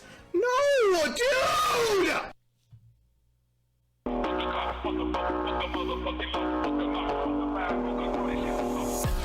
This person plays too much Warframe. Way too much. Way too much Warframe. That is the coolest thing ever. Oh, Gorilla want to be friend with baby. Oh my god, Michael, take a picture. Where is Mom? I saw somebody describe going back to Warframe a couple days ago and like being so overwhelmed by new mechanics they almost threw up, and it makes me very scared to ever go back to Warframe. Apparently it's a significantly different game than the one I left.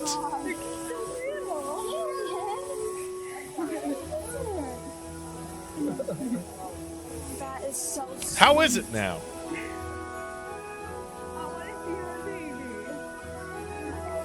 Oh, that's cute. Yeah, Tearzu! Claws. Speed. Dude, these closed captions suck. Power. Long ago, ancient reptiles ruled the meta in terror. No off-meta builds could even stand a chance in this expansion. No class had ever held the top spot for as long a time as the dinosaurs did. But at the height of their dominance, they That were was nerfed. Spanish? For a while, this Oh! created a huge power vacuum. But once the jank strats fell by the wayside, it became clear what the new best guild was. Today, we'll talk about the build that changed the world. I assume he's gonna not have Now, the Primate tier list is weird. humans on here Most because tier lists I've done they're gonna be at resemble the a bell top, curve. right?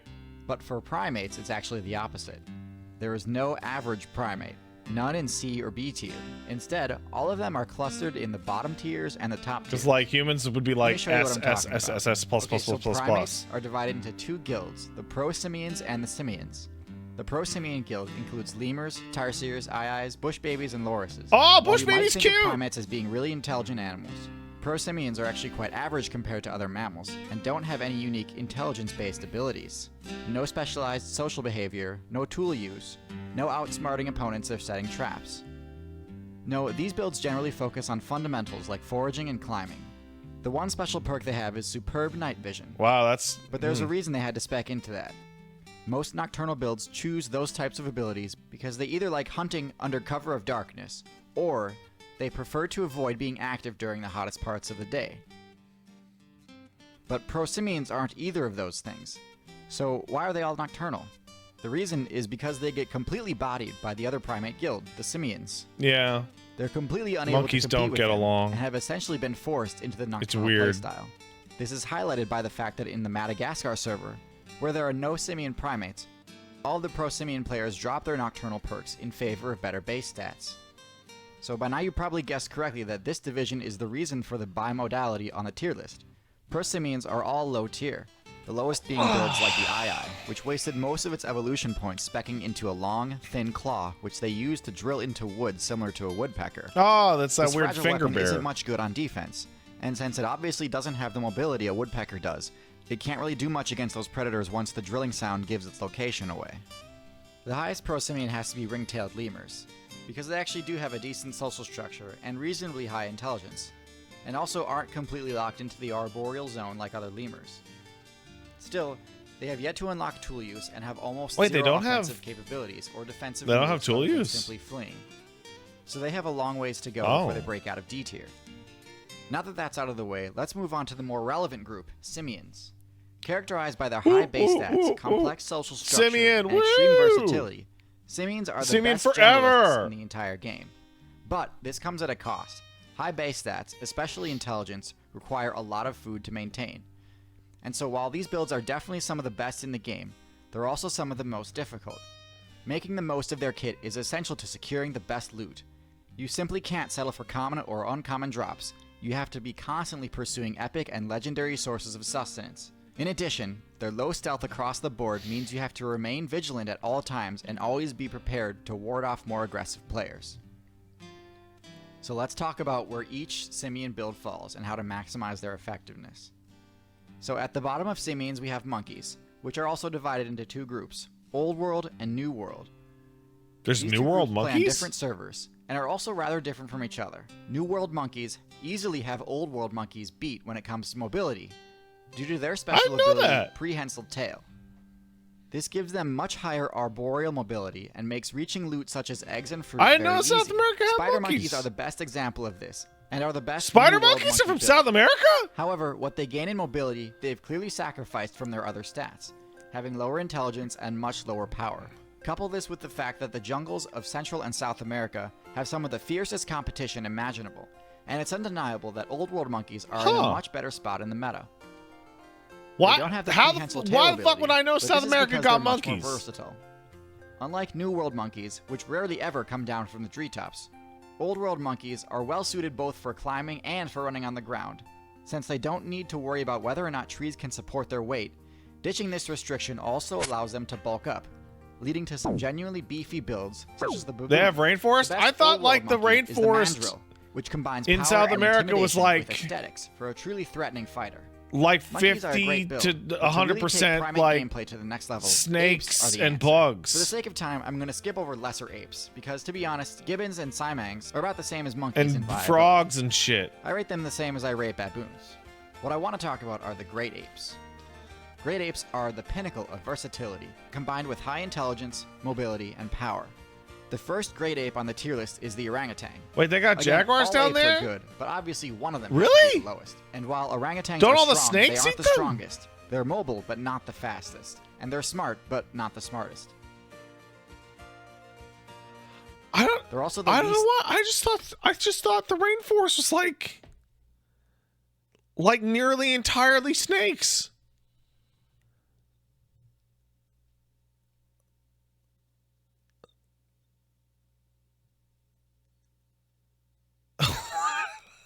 Hold on. Wait, did I? I guess I did. I guess I thought South America's forests had nothing but snakes.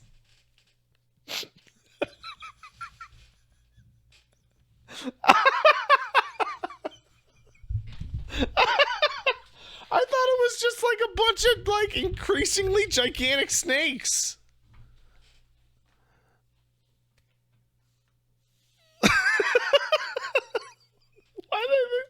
social of all apes, and therefore are the most vulnerable to surprise attacks from players who use stealth, such as snakes and leopards. Perks include opposable thumbs, tool use, and nest building. I see them as a great beginner class, since they're great for What I learning the think basics capybara of are? primate gameplay Fish. before getting into more advanced techniques. Next up is the chimpanzee. Chimps are the fastest of the apes, being extremely quick on the ground and in the trees. While they have the means to access high-level loot spawns like canopy fruit or bird eggs, they're also excellent pack hunters. I actually You all know like I always really have to hate praise pack chimpanzees. hunting. I Although hate in them. this case, I it's hate not them. quite as impressive, since I mostly hate they use them. teamwork to grief weaker and more mobile players, as opposed to taking on bosses as a group. They look too close. Second from the top is the gorilla, but they're not us. the primate with the highest power, defense, and HP. And I don't like it. With their high-level social structure and insanely Like high I feel like they're like kind of faking it. strength, there's really nothing that can pose any sort of challenge to them as long as they remain with their party. That is, except for our #1 highest rated build of all time. There's no question humans are by far the most successful class ever seen in the game. I've gotten a fair number of YouTube comments, Reddit posts, and Twitter DMs saying something like, I don't know if humans are really all that OP. Are you fucking Listen, serious? not only are you wrong, but you've also got to be in denial if you think there's any builds more effective than humans out there. Obviously, we have to talk about their intelligence stat. It's the highest in the game by a huge margin, and this allows them to build equipment which raises their other stats, except HP, to near maximum as well. Fuck off. Get Gorillas Pence are 10 kick. times stronger than them, until they equip one of their signature weapons. Don't even bring Cheetahs that are shit more in mobile here. than them until they equip a mount. Armadillos have higher defense until they craft their own armor. The bases they create for their clans are unparalleled, and their social structure is second only to eusocial insects. But the thing is, humans are so overpowered that you could take all of this away, and they'd still have an argument for number one. Nerf the human's intelligence stat so that it's in line with other high intelligence builds, like dogs, elephants, and other apes. Right. And you're still left with all of their other broken abilities that they have. Sweating. There are a lot of them, but I'll quickly go over Is the one of top them three. sweating? Humans have ridiculous stamina regeneration. Yeah, it's sweating! While outclassed in sheer speed by a good portion of other builds, humans regenerate their stamina so fast that speed becomes almost totally irrelevant on defense. The best ground-based mobility builds in the game, such as horses, dogs, antelope, and cheetahs, can easily outrun humans, but sooner or later, a human will always catch up to them. Humans can use the fling projectile skill. Yeah, better it's than any weird. other We're the build, only animal while that other can throw primates, things. as well as a few others, can pick up items and throw them. Humans Like can do throw so things further good, and I mean. harder and more accurately than all others. Lastly, humans allied themselves with specific bacterial support classes, which provide them with a unique power-up, bonus experience. Humans get more XP from loot they consume than Monkeys can throw poop. Yeah, no. I mean, like they can't throw them good, right? We can throw a spear or like a football, or like a big rock, like really good, or like a baseball, but they can't throw. The chimpanzee can't throw a baseball. Well, not good anyway. other players because of this, and this helps them level up faster and supports their high intelligence and food cost. Those three abilities combined would make any other mid to high tier build top tier in a heartbeat. Max intelligence are not. Thank you all for watching, and as always, if you got a suggestion for a build, aspect of the meta, or other topic you'd like to see covered on this channel, be sure to leave a comment. As I close in on 250,000 subscribers, I really just that want to was say, a long as time ago. sincere- He's at 3.65 million now. Good for you, Tirzu. Have you ever been walking down the street with your best bro, and while you're walking, you accidentally touch hands? You think to yourself, that was weird, but I'm not gay. You are. You are gay. What the fuck? I was. What? What? Why did someone just send me that?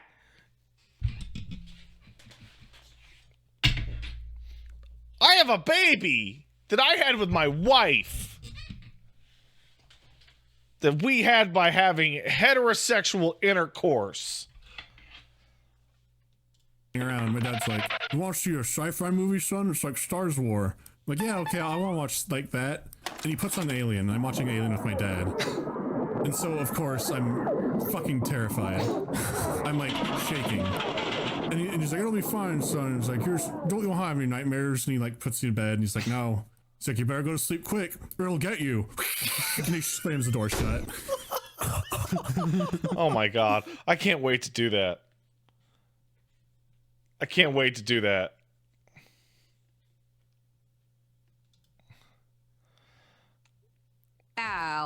Gee, welcome to McDonald's. The absolute bomb when it comes. Oh my god, this is going to be a nightmare. Is the heterosexual intercourse in the room with us right now? Yes, Paige. Gee, welcome to McDonald's. I'm The sorry, did absolute somebody bomb just say 2B is going to be in Granblue Versus?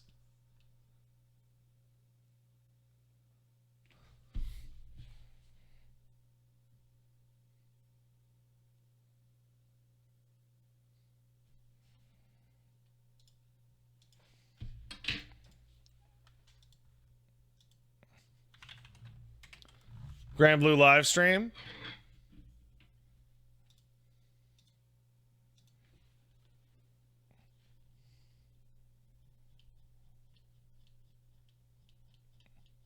You know what? You know what? I know where to go.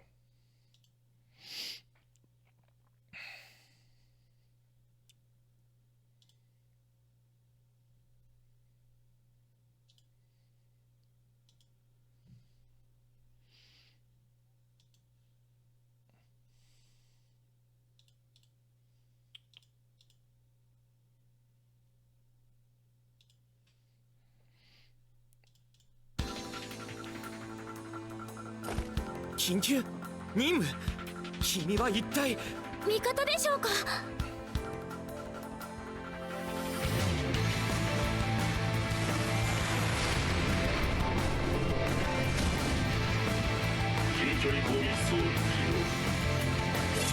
Wow, she looks great.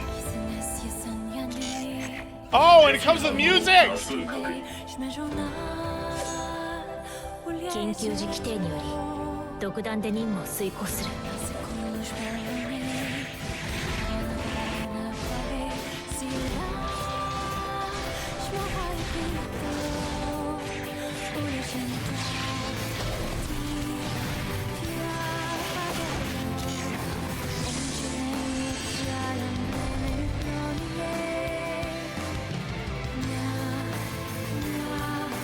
That's worth it. Back to this nightmare. When it comes to fast food, at McDonald's, we have this insane talent, making everything sound way more fab than it actually is. So get ready to slay and join the party, babe. Immerse yourself in the fancy vibes of our quarter pounder, or go on a wild adventure with the iconic McRib. And listen up, Gorge. You cannot even think about missing out on the, oh, so delicious, Big Mac. It's comfort food that'll make you go. For our extraordinary drive-thru extravaganza, where your dreams of getting your order right might just take an unexpected turn. Like, for real. No wheels? No worries, babe. We've got a special haven reserved exclusively for pedestrians. It's like a drive-thru, but for those who prefer the elegance of foot travel.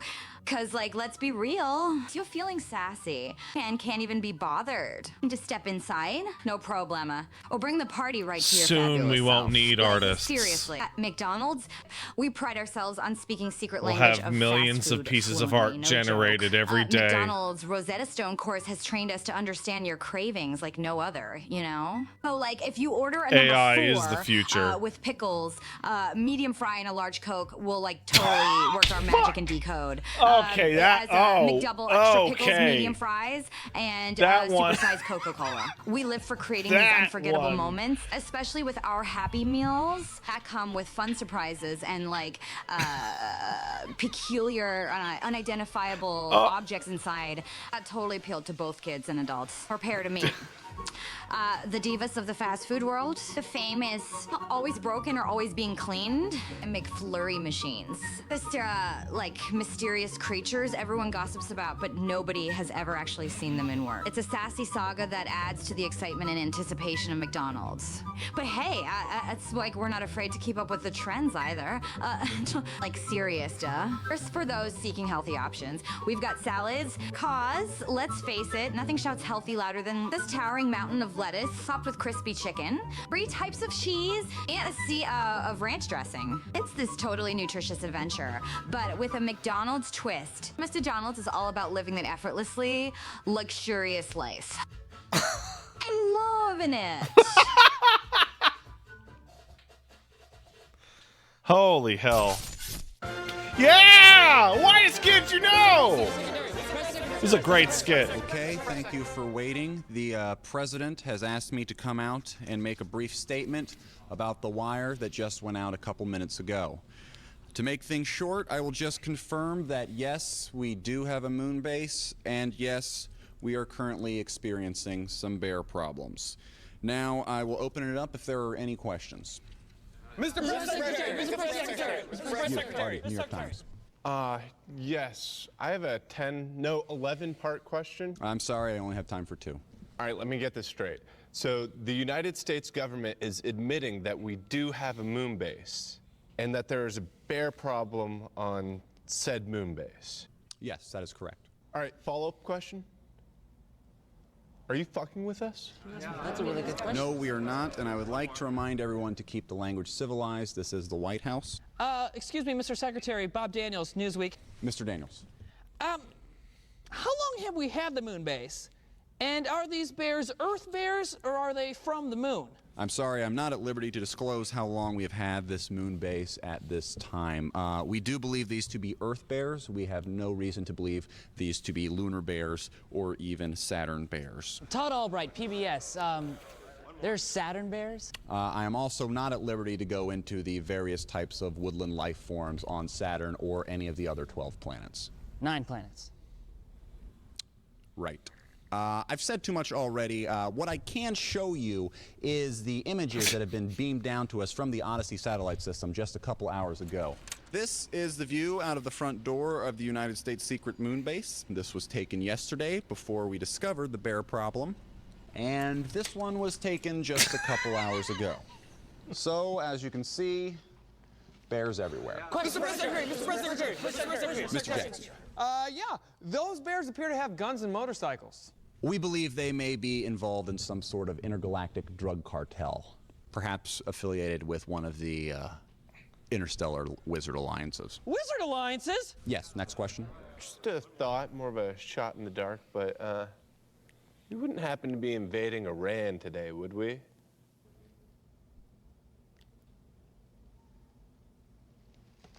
You got me. I fell for it. You almost got away with that one. I went too far. I almost had it. I should have stopped after the slides. I knew I should have stopped I didn't there. think anything about it until the cartel thing, and I was like, Okay, all right, let's forget this whole thing. Who wants a drink? First round's on me. Come on. You're not sick.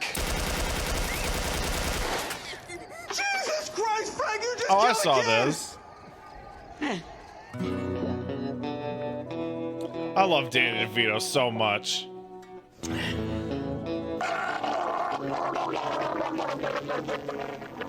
Speaking of which, where are the Whoa. What the hell's everybody doing in my apartment?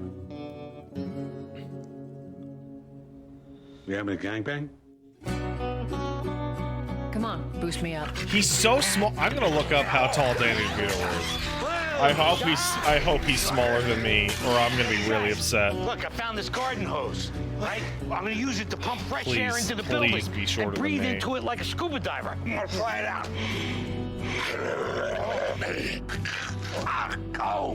Oh, botched. 4 feet 10 inches. Ooh, okay, he is smaller than me. He's a full 5 inches shorter than me. That's bleeding. I need some trash to plug up the cut. You got it. Get him! Swear to me that everything Wait, that you 4 said inches about the shorter than Fireflies me. is true. You gonna be crybabies about Okay, it? 4 inches shorter right. than me. Take my gun. Yeah.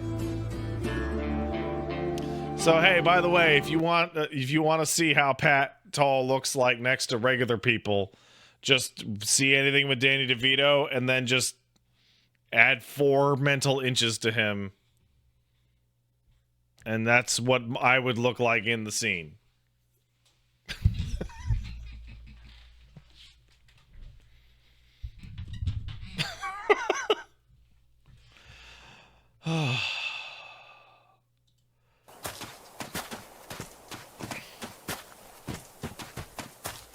Hey, mate, question for you. Yeah, what is it, Gale? Can I eat your shoes? No, Gale. Eat my shoes.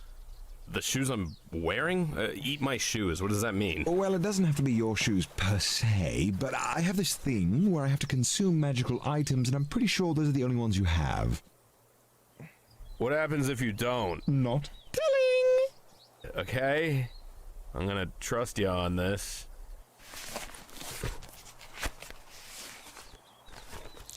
Oh, that is so bloody good.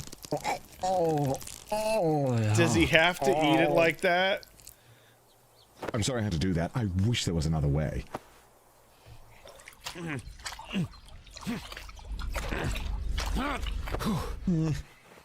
What? What do you want now? Baby's hungry again. I just fed you. Seriously, what is gonna happen? Everyone might die? How might? Pretty might. Just give it to him. Damn it, fine. A lot of goblins in there. Hope you're all ready for a fight. Yep. By the way, I ate your sword. Gale! Hey, don't get snippy with me. You know, sometimes I don't feel like you treat me like an equal. Just make sure you keep them from getting too close to me. I'm no good up close. You think you could do that, Mr. Skulls and Phones? Yeah, that is Gale. Gale, I swear to the gods, if this is about you wanting to eat more of my stuff... Nah, mate. Nothing like that. I just got this new magic trick I wanted to show you. Oh. Don't do it. Yeah, all right. It's my cock. Damn it. I think you've maybe misinterpreted my response. Well, then why's yours out, too? I also may have misinterpreted that response. So that's it then? You're fucking Gale now, are you? I don't know. Yeah? Apparently.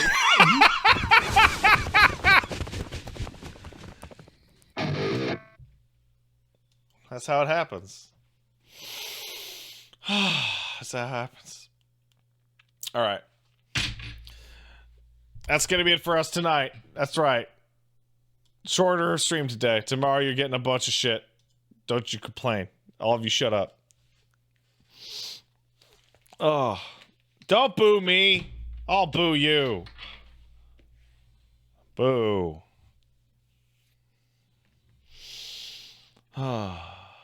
That was gameplay footage of Baldur's Gate 3. Yo, so in my current playthrough of BG3, I managed to get Gale to not try and touch my penis. Like that first time, you know, that first scene, he tried to touch my penis a little bit. I was like, no, Gale. And then later, he invited me to the stars, and he didn't try and touch my wiener. And I was like, all right, good. You stay away, Gale. Stop trying. Yeah, listen, I thought the Amazon was all snakes, okay? Listen, no one's perfect. I don't even know why I thought that. This is really, really similar to when I thought fish didn't have any organs or bones.